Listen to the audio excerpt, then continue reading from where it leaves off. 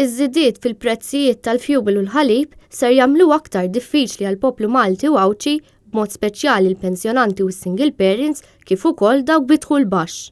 Stqarr dan il-kap tal-Partit Nazzjonalista Adrian Delija f'artiklu fil-Gazzetta The Malta Independent fejn innota li l-poplu dejjem aktar qed iħoss li l-Gvern Laburista qed jonqsu. Innota wkoll li t-tnaqqis ekonomiku qed jinħass minn diversi setturi, partikolarment dawk bidħul baxx u negozji żgħar. Adrian Delija qal li n-nies jinsabu rrabjati dwar il-qerda tal-ambjent tagħna, l-aktar it-tqaċċit tas-siġar. Pajjiżna qed ibati minn kostruzzjoni żejda u nuqqas ta' infurzar. Saħaq kif anke s-settur tas-servizzi finanzjarji tagħna qed jiffaċċja l-akbar theddida mit-twaqqif tiegħu fl-aħħar ta' snin 80.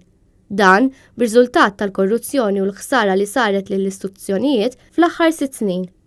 Min-naħa tiegħu il-Partit Nazzjonalista neda proċess ta' riforma interna li qed jieħu ħsiebha Luis Galea.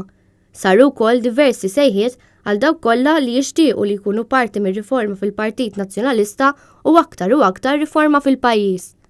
Adrian Delija ħabbar ukoll li qed issir ħidma fuq id-dokument tal-Partit Nazzjonalista ta' qabel il-budget. Dokument li se jinkludi proposti alternattivi għal dawk ippreżentati mill-Gvern dwar is-sitwazzjoni ekonomika u finanzjarja ta' pajjiżna. Il-Partit Nazzjonalista ser inedi wkoll eżerċizzju estensiv dwar l-użu tal-midja soċjali fis-soċjetà tagħna, waqt li bdiet il-ħidma wkoll għall-festi tal-indipendenza ta' din is-sena.